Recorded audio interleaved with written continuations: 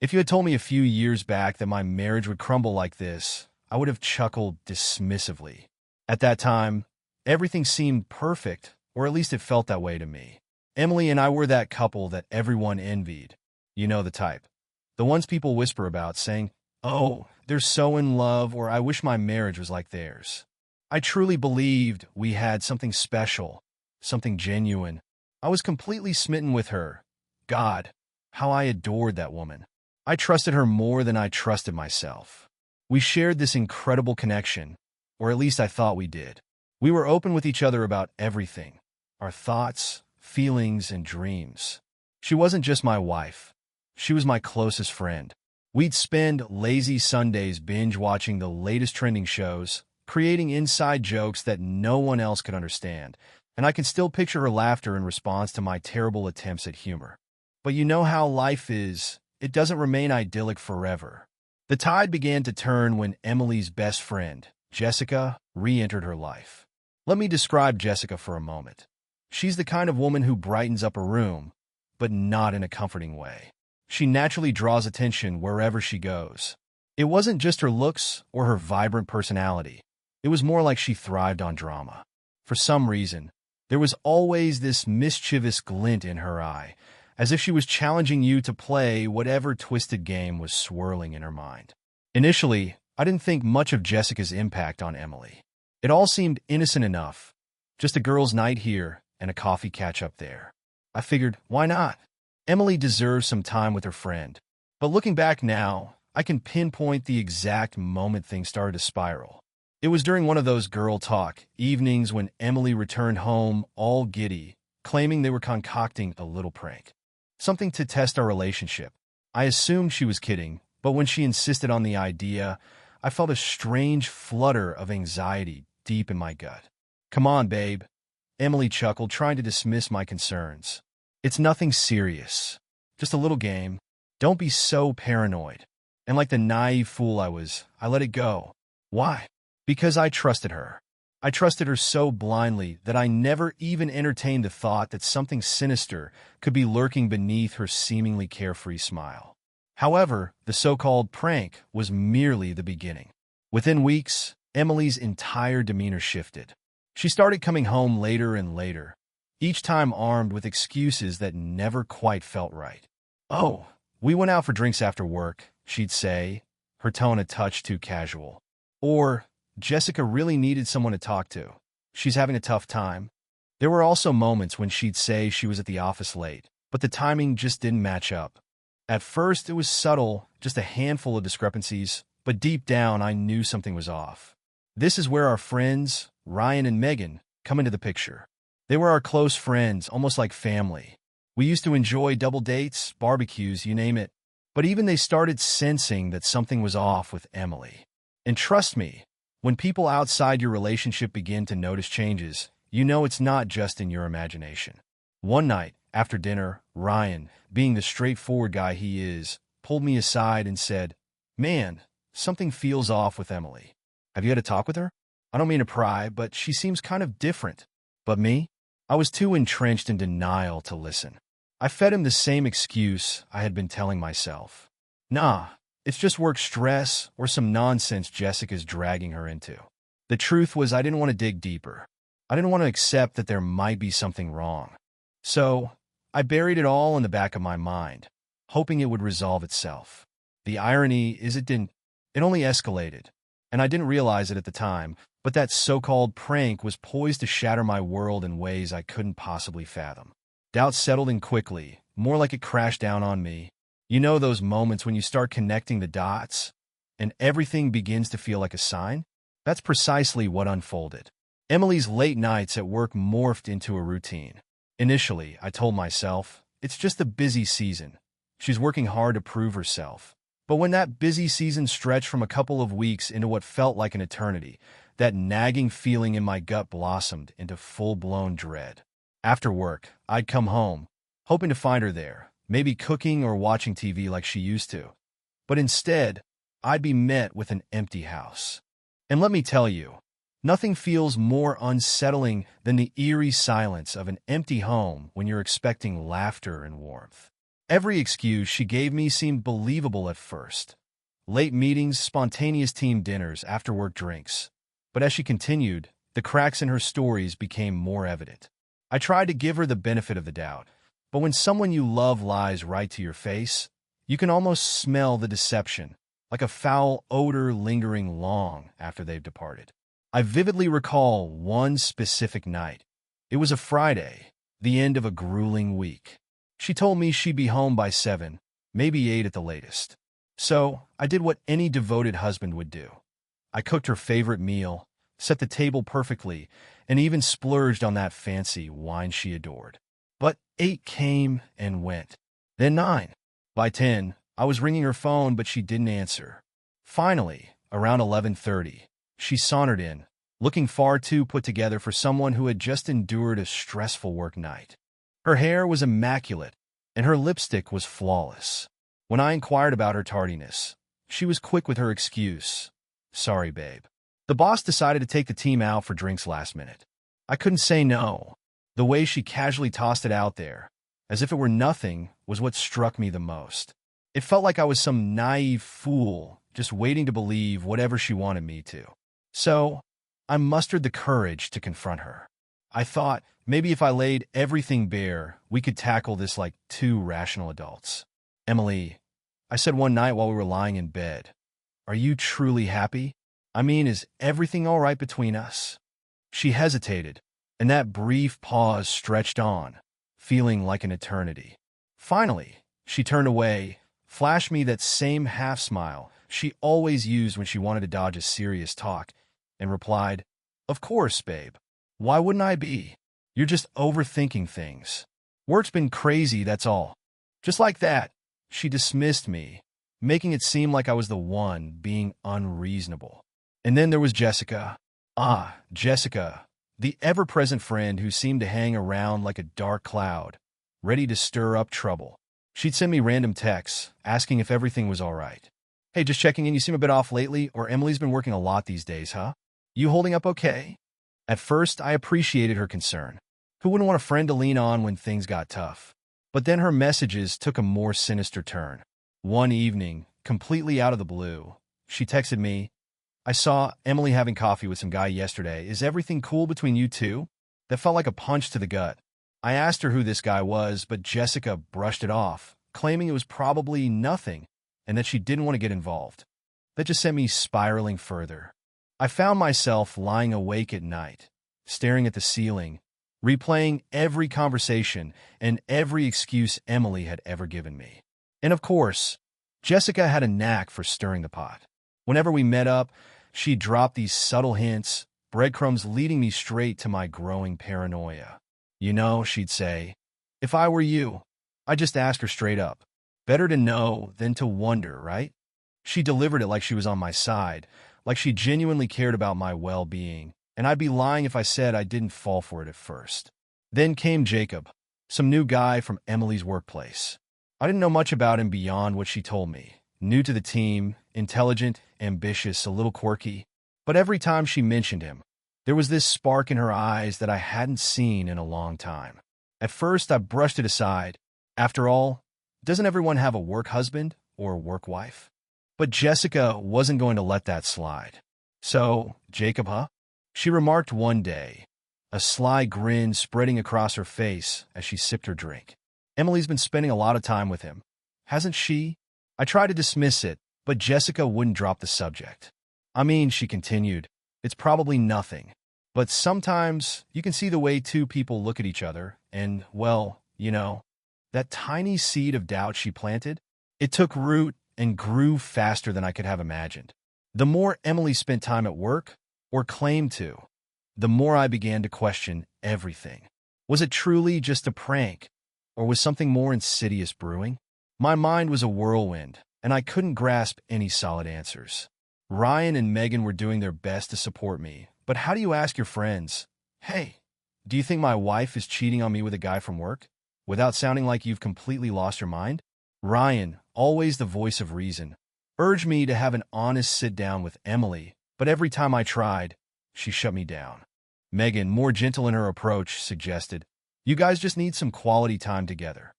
But we were so far past the stage of date nights and heart-to-hearts that it felt pointless. So, I remained in this miserable limbo, feeling like my entire existence had morphed into a cruel joke that I couldn't laugh at. Every time Emily walked through the door, every time her phone buzzed, I felt my heart race with dread. I was trapped in a twisted game with no understanding of the rules or how it would all unfold. But boy, if I thought things were rough then, I had no idea how much worse they could get. Once the prank hit its breaking point, there would be no turning back. I believe there's always a moment when you can pinpoint the exact second everything goes to hell. For me, that moment arrived when Emily sat me down and said, "We need to talk." Those 4 words are like a harbinger of doom. I was already on edge. Every night felt like a roll of the dice, and every word she spoke felt like a riddle waiting to unravel. But that night, I sensed something monumental was brewing, and I wasn't ready for it. She didn't dance around the topic. She dove straight in like tearing off a Band-Aid. "I've been seeing someone," she declared. Just like that. No softening the blow. No warning. And it wasn't just anyone. It was Jacob, the very guy she'd been going on and on about for weeks. My heart sank. "It just happened," she said, her voice shaking as if she were the victim here. "I didn't mean for it to happen. I was confused, and he was just there." She kept insisting it was an accident, as if she'd stumbled and fallen into his arms, as if that somehow made it acceptable or easier to digest. There she was trying to portray herself as a woman who had merely lost her way and didn't know what she wanted. But I wasn't buying it. Deep down, I knew that accidents don't stretch over weeks, and confusion doesn't lead you to lie to your husband night after night. All I could do was sit there, staring at her like a deer caught in headlights. I can't recall much of what I said in those first few minutes. I think I asked, "How long?" and she mumbled something about a couple of weeks. But at that moment, time felt irrelevant. What mattered was the crushing realization that everything I had built, the trust, the love, all those years together, was disintegrating before my eyes. It was gone just like that. I broke down right there, sobbing like I hadn't since childhood. It wasn't just sadness. It was a tempest of anger, betrayal, and humiliation, all bubbling up inside me, threatening to explode. How could she do this to me? To us? I replayed every late night, every lie, every time she looked me in the eyes and swore she loved me. And amid all this chaos, I found myself making the worst mistake possible. I blamed myself. I asked her if I wasn't enough, if I had somehow driven her to this. I pleaded with her to explain how this could have happened, as if understanding every detail could somehow fix the shattered pieces of my heart. But she just sat there, half-heartedly attempting to soothe me, all while looking like she wished to be anywhere but there, facing the wreckage she had created. Enter Jessica. Ah, good old Jessica, always popping up just when the drama reaches a boiling point. I hadn't even begun to process Emily's devastating confession when my phone buzzed, her message lighting up the screen. "Hey, how are you holding up?" she asked, as if she had a sixth sense about my despair. Maybe Emily had confided in her, or maybe Jessica could smell chaos from miles away. In that moment, I didn't care. I just craved anyone, to tell me this nightmare wasn't my reality. So, I responded, and within moments, she was at my door, bottle of whiskey in hand, wearing that all-too-familiar look that said, "I understand your pain more than anyone else." And that's how I ended up sitting on my couch, pouring my heart out to her, glass after glass of whiskey going down like water. Jessica played her role flawlessly. "I can't believe she'd betray you like this," she said, leaning in closer, her hand resting on my shoulder in a way that felt both comforting and dangerous. "You deserve so much better." I thought she was being a supportive friend, but I failed to see the underlying motive, her subtle nudges toward revenge. I remember gazing into her eyes, the room beginning to spin from the alcohol, and asking, "What am I supposed to do, Jessica? How do I even begin to move on from this?" Her expression shifted, a wicked smile creeping across her face as she said, "You don't need to move on. You need to make her pay." That's when she laid it out. The plan for revenge, the sweet satisfaction of payback that would even the scales. Why should she get away with this? Jessica's voice dropped to a conspiratorial whisper, almost seductive. You know what they say, an eye for an eye. I tried to argue at first, insisting that wasn't the kind of person I was. But she leaned closer, her breath brushing against my skin as she murmured, Don't you want her to feel the pain you're feeling? Don't you want her to understand betrayal firsthand? I wish I could say I had the strength to walk away, but the truth was I was a cocktail of anger and vulnerability, and Jessica could sense it. So we drank more and more until my head spun wildly, and all I could focus on was the desire to hurt Emily in return. And there was Jessica, right beside me, eager to ensure I followed through with that impulse. Before long, we found ourselves in my bedroom, clothes flying off in a frenzy. It wasn't that I truly wanted her, not in any meaningful way. It was more about escape, about drowning the pain in something, anything that felt different. Jessica knew exactly what to say, how to position it as if this was a necessary step, as if it was precisely what I needed to exact my revenge on Emily. For while it worked, I was lost in this chaotic blend of anger, lust, and despair, allowing it to consume me completely. But when the adrenaline faded and the alcohol's effects began to wear off, I lay there in silence, Jessica asleep beside me, and guilt hit me like a freight train. What had I just done? I felt nauseous, desperate to flee, wishing I could rewind time and erase every moment leading up to this. But I couldn't. The damage was irreversible. Deep down, I understood that Jessica wasn't about to let this be a secret between us. No, she had her own plans, plans that were anything but quiet. So there I was, having just tossed a lit match onto an already raging inferno, completely unaware of what chaos awaited. One thing was clear. Things were bound to get messy, and quickly. The reality of making a terrible decision is that it doesn't slam into you all at once. It creeps in slowly, in waves. At first, there's a fleeting sense of liberation, a rush of pent-up rage and frustration breaking free. But then it crashes down on you, suffocating you with regret. That night with Jessica was a perfect storm, a whirlwind of exhilaration I never saw coming. After Emily's confession, I was shattered. And there was Jessica, right there, stoking the fires of my anger and resentment as if she'd been waiting for this very moment. Her words echoed in my mind. You deserve this. It's revenge for what she did to you. Let loose for once. It was hard not to give in. Everything about that night felt like a relentless spiral downward, where logic ceased to exist, and everything felt like it was happening to someone else entirely.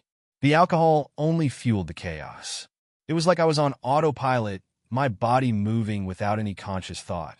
I recalled Jessica pulling me close, whispering in my ear how much I deserved to be happy, how I deserved someone who truly cared about me. Her hands against my chest, her breath warm on my skin, everything about it felt like the exact opposite of what Emily had put me through. And I think that's what compelled me to follow through with it. That intoxicating feeling of being wanted, of being in control, even if just for a fleeting moment. I didn't even notice when Jessica snatched my phone and turned it off. She clearly didn't want any interruptions. No late-night calls from Emily wondering where I was. No messages to disrupt the tension.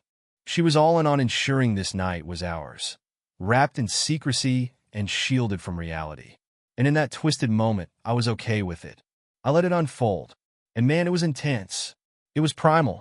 We lost ourselves in each other like animals, driven by a cocktail of rage, lust, and the desire for revenge. Every caress, every kiss felt like crossing a line that couldn't be uncrossed. Yet a part of me, a sick, broken part, thrived on it. It craved to lose itself in that darkness, to forget everything and to experience something other than betrayal and heartbreak. Jessica was right there, feeding that hunger, convincing me that this was the healing I so desperately needed. And for those hours, tangled in her sheets, I let myself believe it was true. But morning has a peculiar way of bringing clarity, doesn't it? I woke up to sunlight streaming through the blinds, a dull throbbing in my head from the previous night's success, and the unmistakable realization that I had made a monumental mistake. Jessica lay beside me, wrapped in sheets like a grotesque cocoon of guilt. All I could think was, what have I done?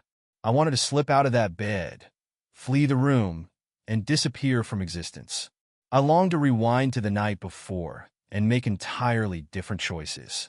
But it was too late. My clothes lay strewn across the floor, my phone still off, and my heart raced in my chest as if it might burst from the pressure. I picked up my phone and stared at it, paralyzed with fear at the thought of turning it on, terrified of the messages or missed calls that might await me. But Jessica, she had other plans. She stirred awake, stretching like a cat basking in the sun, and flashed me a smirk that seemed to imply she held some secret knowledge. "Morning," she purred, her voice dripping with satisfaction. I couldn't bring myself to meet her gaze. The guilt and shame were suffocating. But Jessica didn't seem to care. She hopped out of bed, moving around as if it were just another day, as if our actions hadn't turned our lives upside down. "Hey, don't look so glum," she said, tossing on a robe. "Last night was for you. For us. And besides," she shrugged, "Emily had it coming. She deserved every bit of this." I was at a loss for words. I felt empty, as if my insides had been hollowed out and filled with lead. I muttered something about needing to get home, needing time to think, but Jessica wasn't having it. "Come on," she insisted, dragging me into the kitchen. "Let's have breakfast. We can talk about everything. Don't you want to know what's next?" "What do you mean, what's next?" I asked, dread coiling in my stomach as I braced myself for whatever she was about to say. Jessica gave me one of those looks, one that made it clear she was already 3 steps ahead. "You don't think we're just going to let her walk away, do you? She shattered your heart, and you got a taste of revenge last night. But trust me, this is just the beginning." That's when the truth hit me. Jessica wasn't in this for me. She was in it for herself. This was her game, and I was merely a pawn. I didn't know what her ultimate goal was. Maybe she wanted to annihilate Emily. Maybe she sought to claim me for herself. Or maybe she thrived on the chaos. But whatever her motivation, one thing was undeniable. Last night's escapade was not going to remain a secret. Not with Jessica steering the ship. I sat there in silence, staring at the breakfast she had laid out. Eggs, bacon, toast, like nothing had happened. As if we were just 2 friends sharing a meal, not 2 people who just detonated their lives. And as much as I yearned to escape, to leave this mess behind, I couldn't. I was ensnared in her web, tangled in a maze of lies. And for the life of me, I didn't know how to break free. You know, they say the truth will set you free, but they conveniently leave out how much it will tear you apart first. After that night with Jessica, I felt like I was carrying a loaded gun, just waiting for it to go off. Little did I know, Jessica was poised to pull the trigger herself. The day following our night of revenge, I was barely holding it together. My thoughts were a chaotic jumble. I couldn't eat, and I couldn't bear to look at myself in the mirror. Just when I thought I'd have a moment to sort through the wreckage, Jessica decided it was time to spill our little secret. Only she didn't do it gently or with any hint of remorse. She approached it like a pyromaniac, ready to ignite everything in her path. I was at home, nursing a cold cup of coffee, when my phone buzzed. It was a text from Emily. "We need to talk. Now." My heart plummeted into my stomach, and an icy dread washed over me. Jessica had already gone to her. I called Emily, but she didn't answer. I texted her, but received no response. Then, maybe an hour later, I heard her car pull into the driveway, like it was trying to tear up the pavement. The door flung open, and there she stood, furious, eyes ablaze, trembling with rage, as if she might explode at any moment. "How could you?" she bellowed, poised as if ready to fight. "How the hell could you do this to me?" She tossed her bag onto the floor, and for a fleeting moment, I feared she might strike me. "I know everything," she spat, her voice quaking with fury. "Jessica told me everything about last night. You cheated on me." And there it was, the moment when everything I had been clinging to came crashing down. She knew. She knew about me and Jessica, and the venom in her gaze was unlike anything I'd ever encountered. But what infuriated me the most was her audacity to label me the cheater. "Oh, don't you dare act like you're innocent," I shot back, my voice rising to match her fury. You're the one who started all of this. You're the one who accidentally slept with Jacob, remember? You're the one who treated this whole situation like it was some sort of game. And just like that, we were off, yelling at each other, dismantling whatever semblance of love we had left. I blamed her for everything, for the lies, for the betrayal, for dragging me into this disaster. She blamed me for turning to Jessica, for crossing a line, as if her actions were forgivable while mine were unforgivable. We were both shattered, screaming over each other like two strangers who had completely forgotten the love we once shared. And Jessica? She just sat back, enjoying the spectacle as if it were a performance she had longed to witness. It wasn't long before Ryan and Megan arrived. They must have heard from Emily, who likely called them the moment Jessica dropped the bomb. Suddenly, our living room transformed into a battlefield. Megan tried to soothe Emily, pulling her aside and urging her to take deep breaths, but Emily was having none of it. "Don't tell me to calm down," she shouted. "My husband slept with my best friend. How am I supposed to calm down?" Ryan, on the other hand, came straight to me. "Dude, what the hell is going on?" he asked, his expression a mix of confusion and concern. "Is any of this true?" I could only nod, my head drooping like a chastised dog that had just wet the carpet. "Yeah," I muttered, "it's all true." Then the questions came, an unending barrage of "why would you do this?" and "what were you thinking?" But how could I explain it? How could I rationalize a situation that never should have unfolded in the first place? As if the chaos of the moment weren't enough, Jacob decided to show up. I didn't know if Emily had called him or if Jessica orchestrated it to throw more fuel on the fire, but there he was, standing in the doorway like the most unwelcome intruder. "So, this is what's going on, huh?" he said, feigning innocence. "You're just airing out all the dirty laundry?" That's when everything truly spiraled out of control. Emily, now completely unhinged, turned her fury on Jacob. This is your fault too," she shrieked. "You were complicit. You dragged me into this mess. And look where we are." But Jacob merely shrugged, dismissing her accusation as if it were irrelevant. "Hey, I never promised you anything, all right?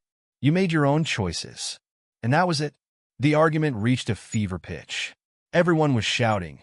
Emily was yelling at me, at Jessica, at Jacob. Ryan was trying to make sense of the chaos, pressing me for explanations. Megan was desperately urging everyone to calm down. And Jessica? She just sat there, a smug grin plastered across her face, as if she were watching a game unfold that she had already won. It was infuriating. By the end of it, Emily had reached her limit. She looked at me, tears streaming down her cheeks, and said, "I'm filing for divorce. I can't do this anymore. I won't." Just like that, she stormed out, slamming the door behind her, leaving me standing there with nothing but the shattered remnants of our life together. I didn't even try to stop her. What would have been the point? We were far beyond the possibility of saving anything. In that moment, it hit me. I understood that all the love, all the trust, and all the years we had shared were gone. We had burned everything to the ground, and there was no way to rebuild it. Ryan and Megan left soon after, casting me those awkward, sympathetic glances people give when they're unsure of what to say. And Jacob? He vanished as quickly as he had arrived, not even bothering to look back. But Jessica? She remained, sitting there on my couch, looking at me as if I were some trophy she had won. "Well," she said, her tone dripping with satisfaction, "that was interesting." I had no words. I was numb. I retreated to the bedroom, shut the door, and collapsed onto the bed, feeling as if I had been hollowed out. It was over. Emily was gone, and all that was left was the wreckage. When you lose everything you thought you wanted, you're forced to confront what you truly need. After Emily filed for divorce, as the dust settled and the echoes of our screaming matches faded into memory, I was left with just that, me, myself, and a massive mess to sort out. The first few months were brutal. I won't sugarcoat it. There were days I struggled to drag myself out of bed, and when I did, it felt as though I was lugging a ball and chain behind me. Every room, every object, every scent in that house reminded me of Emily, of what we once had, and of what had been lost. And whenever I thought of Jessica, a pit formed in my stomach, like I had swallowed poison. The regret, the guilt, the anger, they gnawed at me relentlessly. It felt like I was haunted by the ghosts of my choices, and there was no escaping them. The divorce itself was shockingly straightforward, and perhaps that was the most disheartening part. There were no arguments over possessions, no bitter disputes about who got what. We simply agreed to split and walked away. It felt far too easy, far too simple for something that had once meant everything to us. When the papers were finally signed and I handed over the pen, I remember looking at Emily one last time, desperately searching for any trace of the woman I once loved. But all I saw was a stranger, and I suppose she saw the same in me. I wish I could say that signing those divorce papers brought an instant wave of relief, that the moment the ink dried, I felt the burdens lift from my shoulders. But that wasn't the case. It took time, an immense amount of time, and it was messy. I rode the emotional roller coaster through denial, anger, sadness, and bitterness. Gradually, though, I began to find my way back to the person I used to be. Moving out of the house was the first step. The place was riddled with memories and echoes of a life I no longer recognized. I rented a small apartment downtown, one of those budget-friendly spots with paper-thin walls and a view of a grimy brick wall that looked like it hadn't been scrubbed since the 80s. But it was mine. For the first time in ages, I felt a semblance of control returning. I could start fresh, liberated from the weight of Emily and Jessica. And then there was Emily and Jessica. God, those two. The irony was almost too much to bear. After everything exploded, they had their own dramatic fallout. Emily eventually figured out that Jessica had never been her true friend, that the facade of camaraderie was merely a cover for the twisted game Jessica had been playing.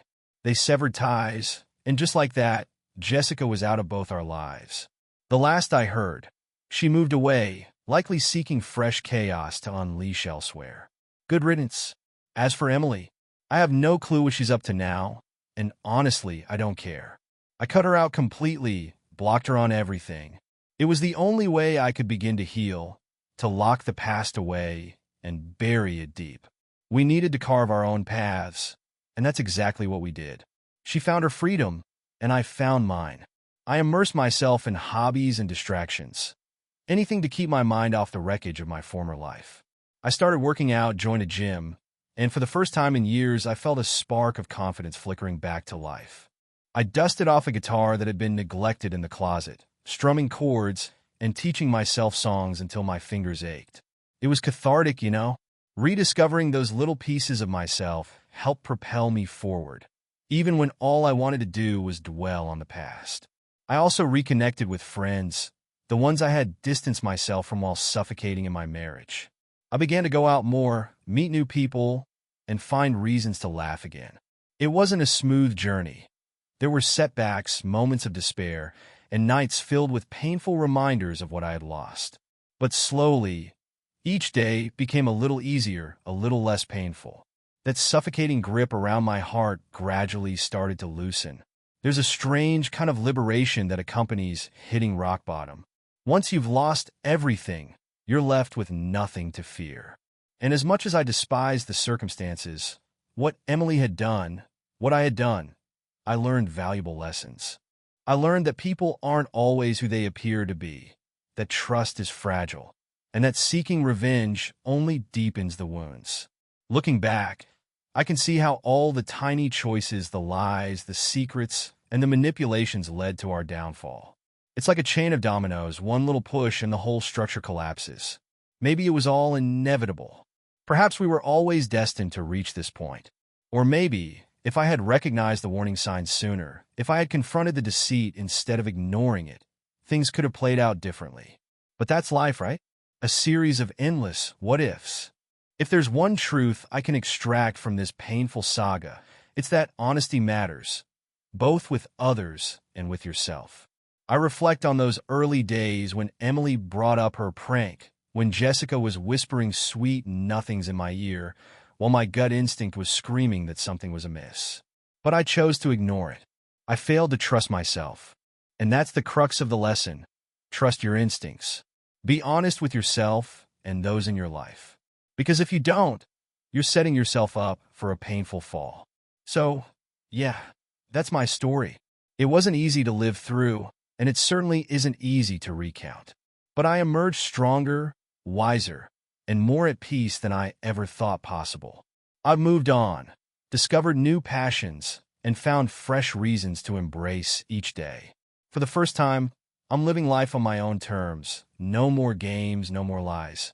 Just me, navigating this new chapter one day at a time. And as for Emily and Jessica, they're merely chapters in a book that I'm finally ready to close.